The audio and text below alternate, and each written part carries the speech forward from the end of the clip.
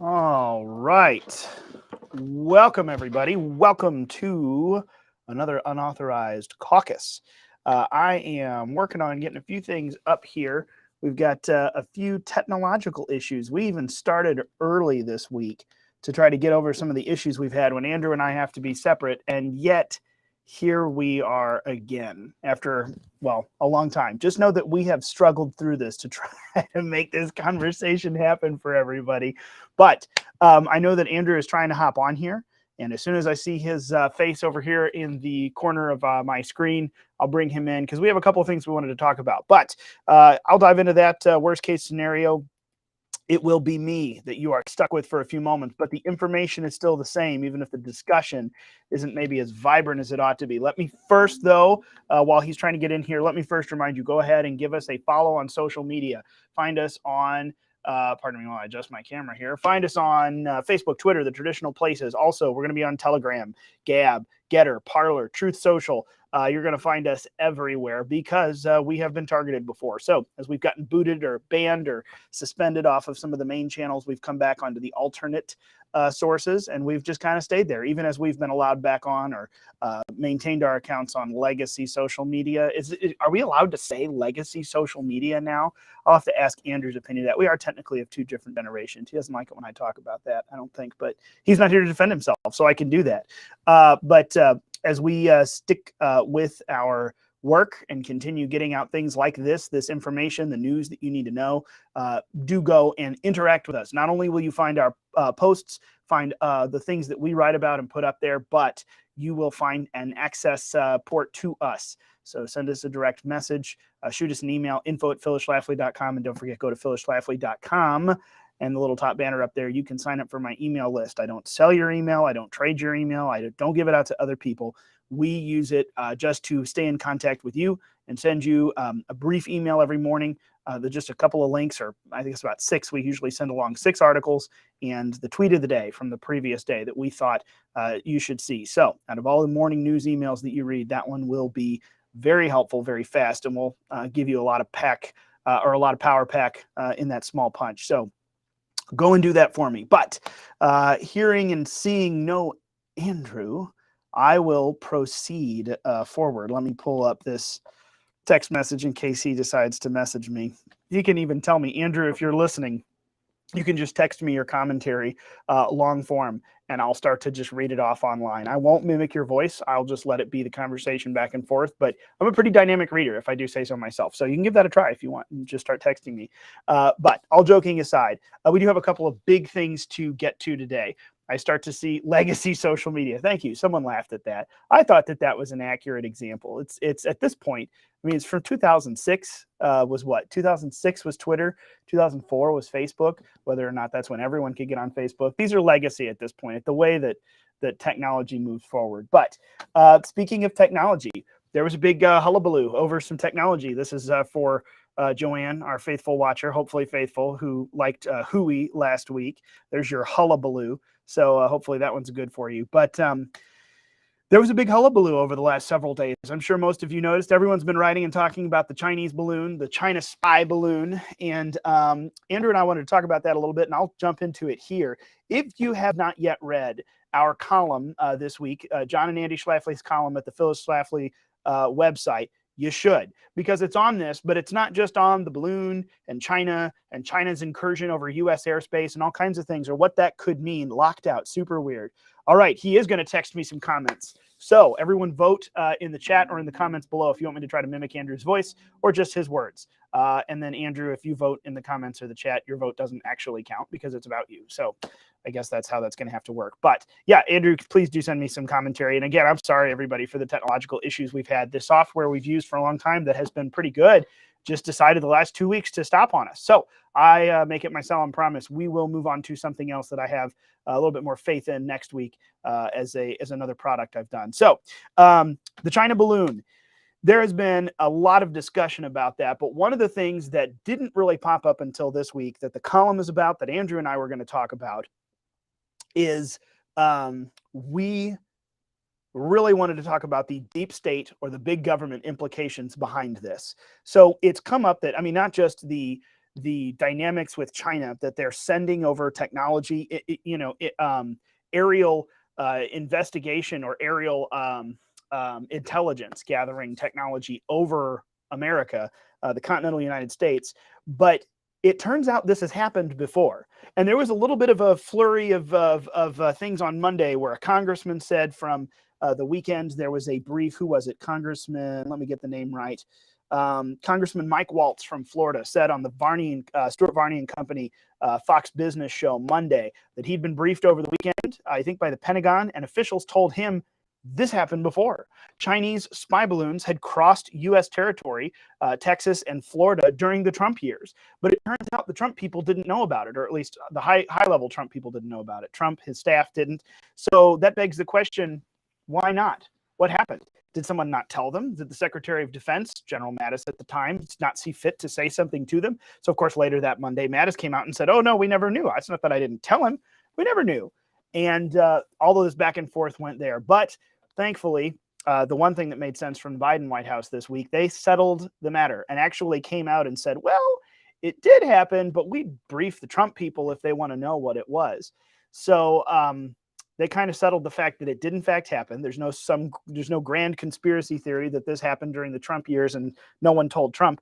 It turns out that that's actually pretty significant. So what this reveals to us, what the layers that this pulls back is, suddenly we see the dynamic that agencies of the federal government, and here I see Andrew typing, so I've got something coming. Agencies of the federal government decided not to inform the duly elected representative of the people, the duly elected leader of our republic. They decided not to inform the public. They decided not to inform the leader of our republic. And almost no matter what direction you go down, I mean, you could make a national security argument. You could make all sorts of things where we don't need to reveal everything that we know.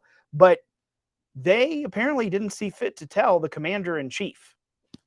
Someone didn't see fit to tell the commander-in-chief. We'd have known about it. I mean, you tell me. You could think that Donald Trump's not the most truthful man, but I'm pretty sure if there were Chinese spy balloons, he'd have been tweeting about it. I think Andrew would agree with me. I think you would agree with me. We would have known. So this begs a really interesting question. What all is our big state, our bureaucracy, our big government, deep state, our bureaucracy, this perpetual administrative system of appointees and bureaucrats that are not held accountable with elections? What all are they willing to not tell us, to not tell our elected representatives in the White House and in Congress?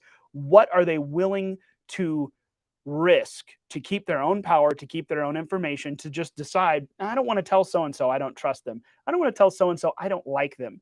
That is not a decision that they get to make. So let me drop this here in the comment. There's a lot of this that ends up coming all the way back to General Mark Milley, who I know conservatives talk a lot about, the chairman of the Joint Chiefs under Biden, also under Trump at the end. He has definitely shown himself to be well, he's the chairman of the Joint Chiefs of Staff, but I would say he's the wokester in chief of the U.S. military, because he's proven that he's got a lot of stuff to say, and it doesn't necessarily revolve so much around military readiness and national sovereignty so much as it does a cultural agenda or politically correct agenda, and that is terrifying, considering this is the chairman of the Joint Chiefs of Staff who directly communicates between armed forces and the President of the United States. This is a problem. So this is a big deal that has been revealed this week, and I think arguably out of the balloon thing, this is the one that we need to research the most. And there have been very few things. There have been very few. Oh, and I see that I might have an error. So we're not going to tell Andrew about that because maybe the error is on my end. But I'm starting to see that I need to reload something. We'll see. If you're in the chat and it's kind of glitching out on you over there, just know that our software may be doing something funky to us. But this is a big deal. This begs a lot of questions about how far the deep state will go to shirk accountability, to throw off public accessibility and all sorts of things. And this is really an interesting thing. So I have just popped into, let me hit the reload button here and hope that that's just the chat and not anything else. But let me try to post this one more time. Deep State's hot air balloon shot down. This is the title of the Schlafly column this week. You need to go and look at it. You need to go and read it. And then, of course, there's going to be several other things that we want to share here as well. But I'm going to start moving along through it. Go read the column and see what's coming here. Mr. Andrew Mueller has typed in his commentary from the side. that Trump not receiving information regarding the balloon is substantiated by the Biden administration. That's right, offering to brief former Trump officials on former balloon interference. And it's true also, like or dislike Biden, there seems to be a pattern of this shadow government or deep state ignoring duly elected official orders and commands to cover themselves. Or ignoring duly elected officials' orders and commands to cover themselves. So, I mean, this is pretty apparent at this point. No matter what the he said, she said is, there is what we could call a concerted effort. They've lasted for several years without revealing their hand of information. There is a concerted effort to not reveal to the public or to the public's chosen elected representatives what exactly is happening, things that they deem we don't need to know. And again, you can make a case, and we have for years, about national security, not revealing to our enemies what we know. But then there's much more to that often gets swept under that rug and ought not to be. So yeah, it's true. Like Andrew says here, to me, it seems General Milley prefers to handle China on his own rather than allow the commander-in-chief of the military to handle the Chinese Communist Party because he thinks he was too harsh or too volatile or too unpredictable. Well, America is pretty unpredictable, and I kind of like our leadership to be a little bit unpredictable to the rest of the world and to a system that sees itself as more important, more privileged, more knowledgeable, more trustworthy than the rest of us. This is the dangerous area of tyrants that it exists. So if you want to see a lot more about this, I'm actually going to post a couple of things here. There's some videos. If you want to see the original back and forth, I've got a couple of links here. You want to see some of the other things that are happening. Congresswoman Marjorie Taylor Greene has called for a probe in Congress. She actually called for it, I think, right before the Biden administration actually admitted it and said so out loud. And I agree. The House is in session, and I think it's time for some serious oversight to extend, not only across some of the Biden family activities, which obviously are all in the news, but this who didn't tell the commander-in-chief? This is a big problem, and it needs to be examined by Congress. So that's out there. There's a lot more to it than we've seen. I hear a ding in my ear. Who is it? Where is it? Nope, maybe not. Just a blip. I'm looking for Andrew to jump in any moment, but maybe we won't unfortunately get to hear from him this time. But there he's typing. But this is something that needs to be examined just beyond the Chinese balloon, the Chinese element of sending things over our intelligence assets over our country. We need to look at the intelligence assets that sit inside our own government that apparently are not willing to share with the publicly elected and the publicly accountable system, our commander-in-chief in Congress. So that needs to be dealt with quickly and swiftly. And we Americans need to know about it, need to talk about it, need to talk about the deep state element behind it, the shadow government. We could put a lot of names to it. But throughout U.S. elections, throughout U.S. history, it is definitely apparent that there are always an element of unelected, unaccountable people who think that they know better than we do, better than our leaders that we have sent, the citizen-led government, and they decide to withhold. That is absolutely unacceptable and needs to be addressed immediately. And yes, Biden's balloon response, or rather the lack thereof, during the State of the Union was lame. Not a single thing mentioned. And a U.S. or a Chinese spy balloon just traveled, the length of the continental United States almost from Montana to the East Coast. That I cannot believe wasn't mentioned. Of course, as and I hope you're listening to our radio program too, the Pro America Report. As Ed, our president, said over there on the program, the State of the Union wasn't really a State of the Union at all. It had nothing to do with the state of our union. It was a looking forward campaign speech, essentially a re-election kickoff for Joe Biden. That was true.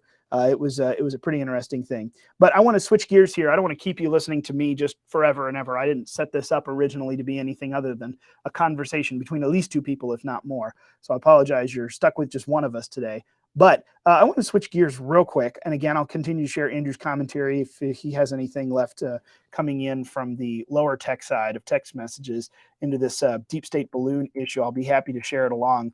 But one of the other interesting things that happened this week is the Biden administration got a pretty significant knock again on the Second Amendment, on gun rights.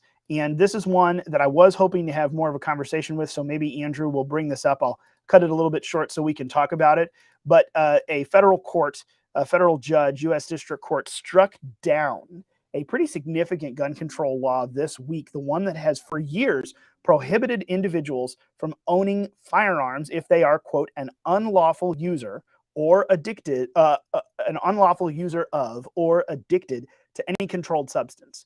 So what this means is you've lost your gun rights if you have at any point in time been locked into the system, not locked up, you know what I mean, fined or anything else. But if you have been put into the system as a user of marijuana at a time when it was unlawful, you have now permanently lost your gun rights moving forward.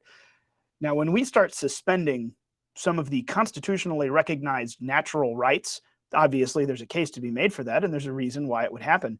But for you to forfeit those rights, there needs to be a pretty significant crime, I would argue.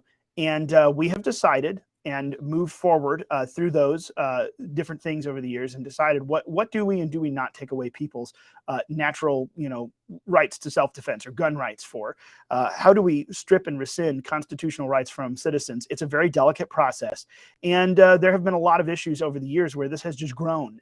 And of course, as it grows, one of the primary functions of this administrative state, this background government, has been to make things as broad as possible when it comes to the law and to rules, so that the most is available to their interpretation possible, so that they get to kind of make it up and move forward as much as they can or further clarify. This is what we see with the EPA, the ATF, whether it's guns or workforce or whatever, or workforce or environmental standards. How can we make something as broad as possible so that just through some clarifications or redefinitions or opinion letters or different things and rules, we can, using our enforcement status, effectively change the law. This is what they keep getting in trouble for at the ATF, at the EPA. It was ruled against twice last year out of the Supreme Court, West Virginia v. EPA, and then also New York v. Bruin, specifically on guns. So this week, a U.S. district judge knocked down a ban on the gun rights of an individual in Oklahoma for marijuana charges. And he essentially went back to basics and called it unconstitutionally vague or potentially constitutionally violative, that this rule is so broad and the government can just kind of pick presumptively risky persons and say, you don't get gun rights anymore. Neither do you, neither do you, neither do you. And it did not necessarily go through some very sophisticated system of looking, is this worthy of stripping and rescinding rights? So this is pretty big. One of my favorites, I want to share this with you, and then we'll kind of wrap it up here, unless Andrew has a few more things to add in. Which I see one more thing. I want to go back to the balloon for a second. One of the items the judge said, he argued. This is U.S. Judge Patrick Wyrick. He argued that the Second Amendment would provide virtually, that this reading of the Second Amendment saying we're allowed to make these big, broad laws and then come in and supply them selectively, that would provide basically no limit to Congress's discretion over constitutional rights. And then his comment was, the framers weren't perfect, but they also weren't fools. And it's a good thing. That's Bruin comes back to that. What was the original intent? How was the historical record of this gone back? It was a good callback, and I think it speaks well to some of the Supreme Court decisions that have come out, because it really does show we have a lot of judges starting to turn back and look and say, hold on. We have been interpreting according to our view. Let's go back and look at the intent of the founders. Let's go back and kind of understand this in history, not just our modern interpretation of what is or isn't safe. So I think that this bodes very interestingly, not just against the ATF and for gun rights, but against this administrative state that didn't tell Trump about the balloon, all of this stuff. This is really interesting to look at. I think that as far toward the big government, establishment, shadow government side as the Biden administration has moved us, there is this movement in the judiciary to kind of correct checks and balances. This is how it works, to correct and bring us back to a correct understanding of some of these long-standing procedures and precedents and how we move forward and govern, or how we don't get to govern, which is the administrative state just lawmaking on their own without the lawmakers. That's not how this works. And yeah, on the topics of guns and weed, I wanted to say balloons and guns and weed, oh my, in our title, but I didn't. I was pretty good. On the topic of guns and weed, Andrew says, if the criteria for disarmament of citizens is that they've been brought up on charges, then where do we draw the line? And that's a good point. Can we just whip up charges or felonies on anyone and then strip them of their firearms? And I mean, we haven't even gone through conviction, just charges. And he's got a good point. Second Amendment is not conditionally based on who qualifies. This is a big deal. And I mean, this goes back to the heart of red flag laws too, which we've actually got some great one-pagers on this, and maybe this would be another one. Andrew, you might help me with that. I know that Jordan and I typically have historically put those together, but we might bring you in on a couple because this is one that we need to talk about as well. This is that, the criteria for the stripping of the rights of citizens. This is very big because our entire system itself, that we recognize that man is created or endowed by his creator with certain unalienable rights. This is the foundation of what was being violated to begin with, and where really our country began in spirit and in law and government, was to protect God-given natural rights, which was not being done by our former bosses, by our former monarch. So we left and did it differently. So this is moving forward, something that ought to be given a lot of care, a lot of public understanding. I would highly recommend that you join us in this conversation. If you've got some thoughts, if you've seen other things, whether we're talking about guns and weed, whether we're talking about publicly elected presidents, election integrity, voting systems, all the things that are hot topics, please chime in on this. If you're not down here in the comments, then please feel free to hit us with emails, info@phyllisschlafly.com. We want to hear from you. What is it that we should talk about this year on this topic? Because it is a big one. This is one that is coming through very significantly, whether we're talking about big tech, free speech, whether we're talking about government regulation and free speech, whether we're talking about abortion rights and the right to life. I mean, these are all huge things, and it all comes back to this key fundamental thing at the very core of the republic: rights. So what is it that you want to see us talk about? Let me offer this here as your action item at the end. Think about what your top 2 or 3 things are in this area of rights of citizens of the United States, what the criteria is for protecting them, for taking them away, when and if they ought to be taken away, who is it that gets to have a say-so over this, pardon me. This is something we're going to be talking a lot about this year. And as we march forward and apply Phyllis Schlafly's records and writings, which are just timeless in the principles, to the modern things that are happening, and we keep up with Congress and the states, let us know what you want to see, what you see happening, and what you think needs to be discussed. We would love to bring that to the forefront, and I'd love to have the ideas from you all. So I see a few things here. Let me, before I wind this down, oh, and by the way, on the balloon, Andrew also says, I want to wind this down here, but on the balloon, he says, we need congressional hearings with officials under oath to testify whether or not balloons have compromised U.S. airspace. This is not an issue that generals can pick and choose to share with the President of the United States or the public. That is absolutely correct. You hear that, members of Congress who are listening? We support it. Marjorie Taylor Greene needs a probe. We want hearings. It is time for this information to be public, because that's how this works, is transparency. It is a key of the republic, and we need to have it there. So let me see here. Oh, that's right. One of our social media folks I see that's jumping in and doing some work in the comments pointed out correctly as well down here. There is actually a select committee under Jim Jordan's watch now in the House, brand new, the weaponization of federal government. This would be a great place to bring some of that up. Let me see here. We've got a few others. State of the Union was false MAGA. That's true. I saw that as well. The importance of state versus federal constitutions. There we go. That's good. Hopefully, border controls high on the priority list for religious liberty. Good. Good. Parents' rights, First Amendment speech. This is a big one. And we talked about that. I don't remember last week. Andrew and I may not have gotten into parents' rights. Well, we did. We got into education. We talked about parents' rights. And that's a whole interesting conversation. And we kind of scratched the surface of it. But that's one that Alex Newman talks quite a bit about, this idea of the communal or the state owning of children versus the God-given responsibility of parenthood. These are yours. They are my children, obviously. These are my children. The Lord gives, or not my children. These are his children. He gives us responsibility over. We're talking about some big, deep, fundamental things that people are trying to change in the culture. This goes beyond even, government. This is deeper and longer and older than that. This is very good. And I saw there were a couple of comments that I saw about technology and streaming before I reset the comments here on my end, because there was a glitch on the screen. I didn't want it to mess up the live stream. But I think someone mentioned, and I'll close with this as another plea to go and follow us, like, share, and subscribe. While I wait one more time here, see if Andrew has any more chime in. I'll go ahead and move on, because I've talked long enough here. You've listened to just one of us. And again, I promise this will not happen next week. We will be on a different system next week, but it'll be the same time, same places for y'all.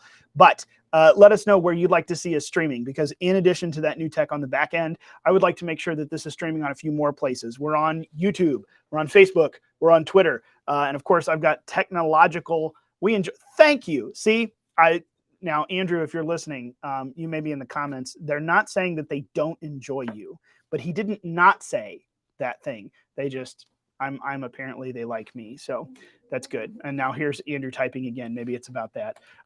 Hopefully there's a delay and he doesn't get to comment on that till we close. But let us know where you want to see us. I would like to get up on Rumble live streaming. We've got all of our video library updating over there as well. If you ever see me put out a video on YouTube, it will go up onto Rumble as well. Might be just a little bit later. The upload time is a touch slower, but it will be there. Oh, they enjoy you too, Andrew. Okay. All right. Well, let's calm down. We don't need to get too excited. But I'm planning on being live and up on Rumble in the future. And I know that as we move forward, Truth is based on the Rumble platform, I think, for streaming. So if you're a big fan of Rumble and would rather us there, I hope that we can get that up and running in the next few weeks here. And then likewise, Getter and Parler and all the others, everyone has their proprietary technology. So you let me know where you want to see us streaming live, or you'd like to share us each and every week, and we'll try to figure out a way to make it happen. It's always fun technologically to get a live stream going every single place at once. But this is the whole point. We want it to be out there. We want the information to be good and shareable, and we want the technology to be easy to view and easy to share for you. Truth Social. All right. Hooray for Rumble. Okay, cool. That sounds like we've got some Rumble and Truth Social, which I think are the same thing, both based on the Rumble media platform. So yeah, that's we will get that moving as fast as we do the back end stuff, because I'd really like to do that for everyone, so that you can push it where you are and to the crowds you know that would like to see and hear this information, and then spark their own discussions. So yeah. Final comment from Andrew is that our nation, our national defense, our guns are our responsibility. Don't abdicate your duty. And I will drive home my final comment as well. I was just having this back and forth with a personal friend that it's so sad that we've relegated this idea of defending the nation to our military and law enforcement, and people have just kind of moved on from the personal responsibility of protecting myself, my family, my home. It's sad that we have kind of given over and relegated this idea of governance to this big behemoth administrative state. Let the professional politicians, the professional staffers, let them deal with all of this. No.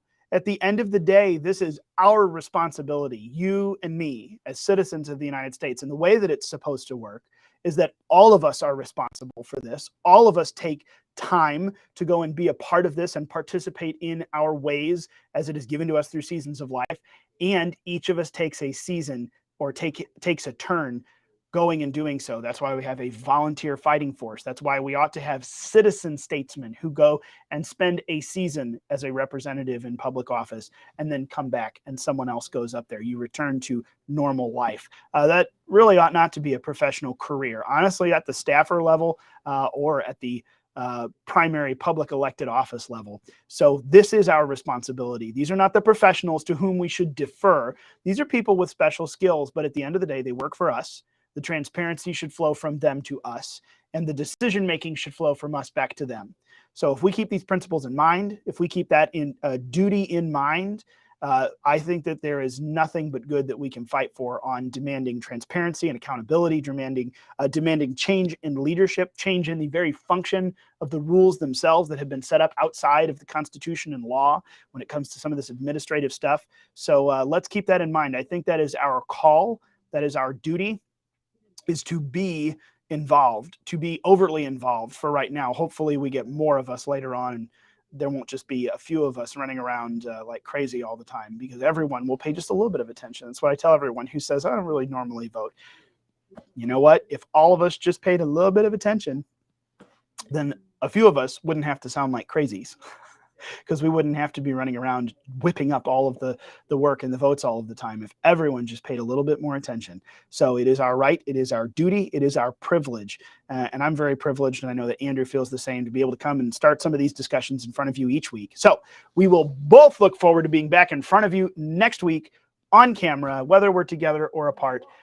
We will be here next week, next Thursday, same time, same place, for another Unauthorized Caucus. In the meantime, thanks for joining us. Thanks for listening just to me. Sorry as I smacked my microphone there right at the end, and apologies to my headphone users out there who might have just gotten that thump in your eardrums.